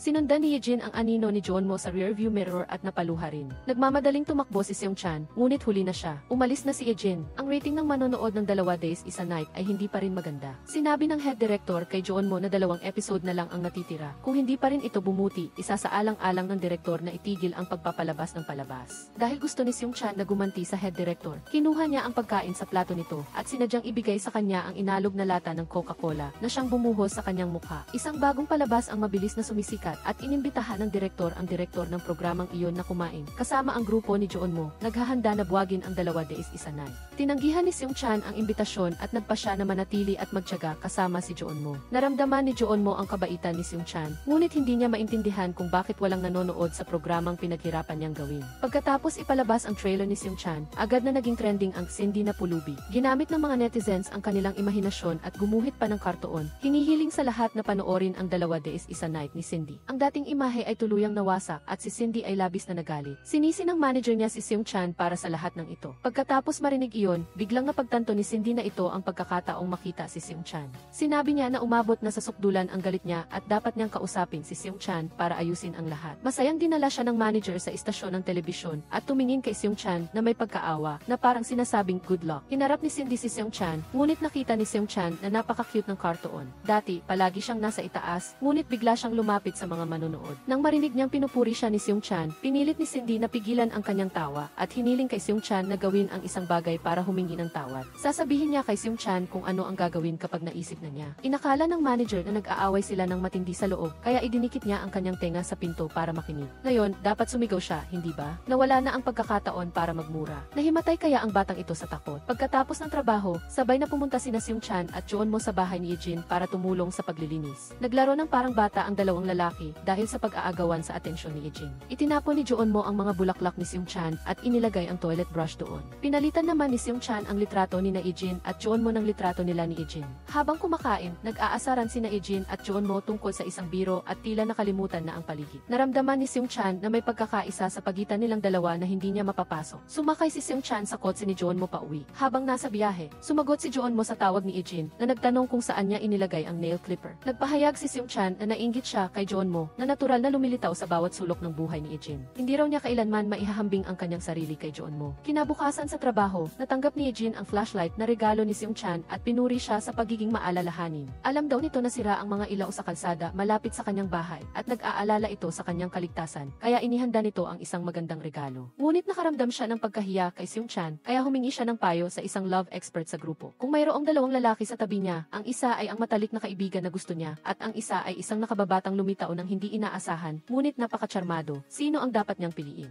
Dahil pagkatapos magpakasal ay hindi na niya magagawa iyon. Sinabi sa kanya ng isa pa, kung hindi niya kayang pumili, sundin ang isang prinsipyo, iwanan ang taong mas nakakaramdam siya ng pagkakasala, dahil kung nakakaramdam ka ng pagkakasala, hindi kayo magsasama. Sa isa pang pangyayari, ginamit ng kinatawan ng Bayon Entertainment ang spare key para buksan ang pinto at pumasok sa bahay ni Cindy, kasama ang isang reporter, na sinasabing para mag-interview si Cindy. Sa ilalim ng pahiwatig ng kinatawan ng Bayon Entertainment, patuloy na tinatanong ng reporter si Cindy tungkol sa kanyang pamilya. Dati, ipinapalaganap ng ahensya na ang mga magulang ni Cindy ay naninirahan sa Amerika. Ang kanyang ama ay isang propesor at ang kanyang ina ay isang musikero. Ngunit pagkatapos ng investigasyon, natuklasan ng reporter na lahat ng ito ay huwad. Hindi inasahan ni Cindy na pipilitin siya ng kinatawan ng Bayon Entertainment hanggang sa puntong ito. Nang bago pa lang siyang pumasok sa kumpanya, sinabi niya kay Cindy na magkakaroon lang siya ng mga tagahanga kung lilikha siya ng isang kawili-wiling pamilya. Nang walang pahintulot ni Cindy, ipinahayag niya na ang kanyang ama ay isang propesor, ang kanyang ina ay isang musikero, at pareho silang nakatira sa Amerika. Ngayon, ibinunto niya ang lahat ng kasinungalingan kay Cindy upang sirain siya. Nagpa siya si Cindy na mag-take ng risk at sabihin ang totoo. Hinarap niya ang kamera at taos pusong inamin na matagal nang pumanaw ang kanyang mga magulang at noong bata pa siya, masaya silang nanirahan sa kanayunan. Nang marinig ito, agad na inutusan ng kinatawan ng Bayon Entertainment na patayin ang kamera, na hindi siya binigyan ng pagkakataong sabihin ang buong katotohanan. Pagkatapos, inilabas niya ang interview online at mahigpit na kinondena si Cindy sa panloloko sa kumpanya at sa mga manonood.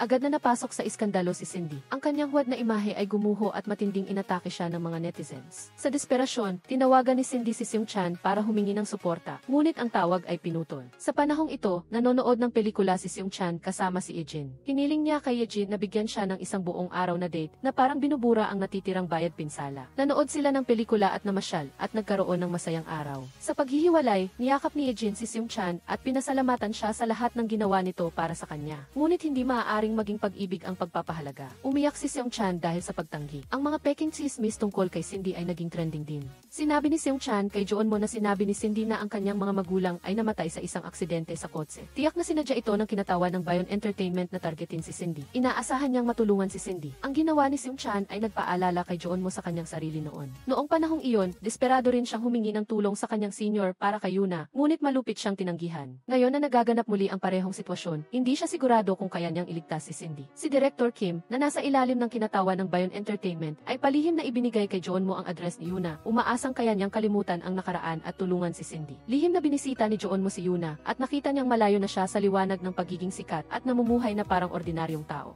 Nararamdaman niya ang pagkakasala at ginhawa. Kinausap siya ng direktor, dahil nasangkot si Cindy sa isang iskandalo, upang hindi maapektuhan ang 2 days isa night, kailangan niyang palitan si Cindy. Pinakamainam na palitan siya ng isang baguhan mula sa kumpanya ni Cindy, na ngayon ay mabilis na sumisikat. Binanggit ni Jeonmo si Yuna sa harap ng direktor at ng head director. Ang hindi niya pagtulong kay Yuna noon ang pinakamalaking pagsisisi niya. Ngayon ay hindi niya kayang panoorin si Cindy na magkaroon ng parehong kapalaran ni Yuna. Matatag siyang nagpasyang panatilihin si Cindy sa palabas. Alam ni Cindy na nasa gitna siya ng bagyo. Walang programa na nag-imbita sa kanya at walang alok na trabaho. Binigyan niya ng off ang kanyang manager, uminom ng sleeping pills at nahulog sa malalim na pagtulog. Kinabukasan, nagising siya nang may bumuhos na tubig sa kanya. Pagdilat niya, nakita niya si Seung-chan sa harap niya. Inakala niya na nananaginip siya hanggang sa sabay siyang tinawag ni Jeonmo at ng kanyang manager at tuluyan siyang nagising. Nakita niya ang buong crew ng 2 days isa night sa loob ng kwarto na kinukunan siya. Sa sobrang emosyon, napaluha siya. Pauwi, kinuha ni Ejin ang flashlight na regalo ni Seung-chan at ginamit niya itong panilaw. Biglang lumiwanag ang lahat ng lugar at lahat ng ilaw sa kalsada ay bumalik. Naisip niya na si Seung-chan ang tumawag at nagulat sa pamunuan ng komunidad. Nakaramdam siya ng hindi maipaliwanag na emosyon. Ngunit hindi niya alam na si Jeonmo talaga ang tumawag at nagulat. Ang bagong episode ng programa ay kinunan sa kanayunan. Chan. Kumusta mga bisita, mararanasan ninyo ang pamumuhay sa bahay ng mga matatandang babae sa nayon.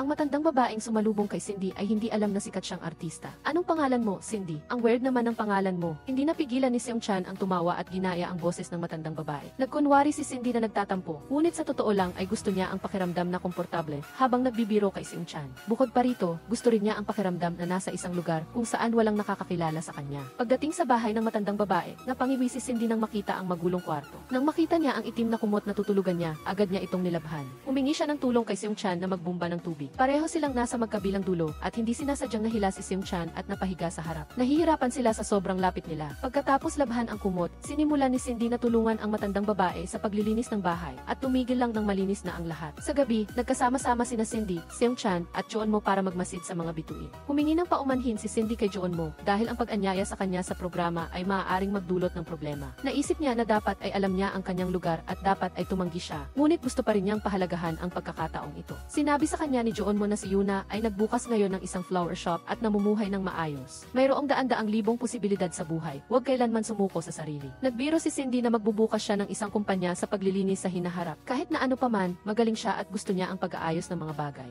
Habang nag-uusap sila, biglang sumandal si Seung Chan sa balikat ni Joon Mo at nakatulog. Kumunot ang noo ni Joon Mo at inilipat siya papunta kay Cindy. Dahil sa biglang paglapit na iyon, bumilis ang tibok ng puso ni Cindy. Pinahahalagahan niya ang maikling sandali ng kaligayahan na ito. Sinabi ni Joon Mo na bumalik na siya sa kwarto para magpahinga, ngunit nagkunwari si Cindy na gusto niya lang maupo at magpahangin. Nang magising si Seung Chan, napansin niya na umalis na si Joon Mo at nakasandal ang ulo niya sa balikat ni Cindy. Agad siyang humingi ng paumanhin. Sinabi ni Cindy na ayaw niyang gisingin si Seung Chan. Kahit na alam niya kung sino ang gusto ni Seung Chan, wala si Cindyng balak na itago ang kanyang nararamdaman. Sinabi ni Seung Chan kay Cindy, ang pag-ibig na walang kapalit ay parang pagtatayo ng bahay mag-isa. Nagtayo na ako ng isang bahay gamit ang sarili kong mga kamay at winasak ko rin ito. Iyon ay sakit na ayaw kong maranasan mo. Mahinahon na sinabi ni Cindy, kahit na may nagtayo ng bahay para sa akin, hindi ko iyon kailangan. Magtatayo ako, magwawasak at magtatayo muli sa isang malayong lugar. Umaasa na balang araw ay lilingon ka sa akin. Pagkatapos marinig ang pag-amin ni Cindy, naguluhan si Seung Chan. Sinabi ni Cindy na si Seung Chan ang gumawa sa kanya bilang Cindy na pulubi, kaya may utang pa ito sa kanya na tawad. Ngayon, kailangan niya itong bayaran pagkatapos ng programa. Ang naghihintay kay Cindy ay maaaring isang malaking bagyo. Sa panahong iyon, walang hahawak sa kanyang kamay at magsasaya para sa kanya. Nais niyang hawakan ni Seung Chan nang mahigpit ang kanyang kamay ngayon at bigyan siya ng kaunting init. Kinakabahan na hinawakan ni Seung Chan ang kamay ni Cindy at mahigpit din itong hinawakan ni Cindy. Isang hindi malinaw na pakiramdam ang kumalat sa pagitan nilang dalawa. Sa parehong oras, ang mga tsismis tungkol sa panloloko ni Cindy ay hindi pa rin kumakalma. Ang mga staff ng istasyon ng telebisyon ay masiglang nag-uusap-usap. Mayroong nagsasabi na dahil hindi nagsasalita si Cindy, mataas ang posibilidad na totoo ang mga ito. Naalala ng isang tao na ilang taon na ang nakalilipas, sinabi ni Cindy sa telebisyon na patay na ang kanyang mga magulang at siya ay isang ulila. Ngunit ang bahaging iyon ay pinutol sa utos ng kinatawan ng Bayon Entertainment. Nang marinig ito, agad na tinanong ni Ejin kung anong programa iyon at nanatili siyang gising buong gabi upang panoorin ang lahat ng orihinal na footage. Sa huli, nahanap niya ang eksena kung saan umiiyak si Cindy habang nagsasabi ng kanyang background. Sinabi ni Ejin kay Cindy ang sitwasyon at sinabihan siyang huwag matakot dahil malapit nang magbayad ang kinatawan ng Bayon Entertainment. Hindi inasahan ni Cindy na gagawin ni Ejin ang napakaraming bagay para sa kanya, kaya't siya ay lubhang naanti. Pumunta ang kinatawan ng Bayon Entertainment para hanapin si Cindy at pinanood siya sa GE ang kasalukuyang sakuna sa kanyang reputasyon. Ngunit ang nilalaman ng balita ay nagulat sa kanya. Sinabi ng host na nakatanggap siya ng isang video clip na maaaring maglinaw ng mga chismis tungkol sa panloloko ni Cindy. Pagkatapos, lumabas ang footage ni Cindy na umiiyak at nagsasabi ng kanyang background habang lumalapit ang kinatawan ng Bayon Entertainment para hilingin na putulin ang eksena. Nahayag ang katotohanan at tuluyang nabaliktad ang sitwasyon. Naawa ang mga netizens kay Cindy na sinaktan ng walang pusong ahensya. Maraming tao ang nagspray ng pintura at nagbato ng itlog sa pader ng kumpanya ng kinatawan ng Bayon Entertainment. Dahil sa pagkalat ng kanyang masamang reputasyon, sa huli ay yumuko ang kinatawan ng Bayon Entertainment at tinapos ang kontrata kay Cindy. Pinasalamatan ni Joon Mo si Ejin sa lahat ng ginawa niya. Hindi lang niya iniligtas si Cindy, kundi pati na rin ang kanilang programa. Ngayon ay tumaas na ang rating at sa wakas ay nalampasan na nila ang panganib ng pagpapatigil. Espesyal na pinasalamatan ni Ejin si Seung Chan sa pagtawag at pag-ulat sa otoridad. Dahil sa kanya, naayos ang mga ilaw sa kalye sa kanilang komunidad. Nagulat si Seung Chan at sinabing hindi siya ang gumawa niyon. Inakala ni Ejin na nahihiya siyang umamin. Sinabi ng kapitan ng barangay na ang nagulat ay isang producer at kung hindi nila ito ayusin, dadalhin niya ang kamera upang kunan ito. Dito niya biglang napagtanto na nakalimutan niya si Joon Mo. Kung hindi si Seung Chan, si Joon Mo lang ang pwede. Hindi niya kailanman inakala na ang isang tamad na tao tulad ni Joon Mo ay lihim na nagbibigay pansin sa mga maliliit na bagay. Kinagabihan, natanggap ni Joon Mo ang tawag ni Ejin habang natutulog. Sinabi niya na may lamok sa bahay at kailangan kailangan niya ng tulong nito. Bagaman nagrereklamo siya tungkol sa maliliit na bagay na pinapagawa sa kanya sa hating gabi, mabilis siyang naglakad. Pagdating sa komunidad, nakita niya si Eugene na naghihintay sa kanya sa ilalim ng ilaw. Pilit niyang tinanong kung siya ba ang tumawag. Sa wakas, nagbukas na ng puso si Joon Mo.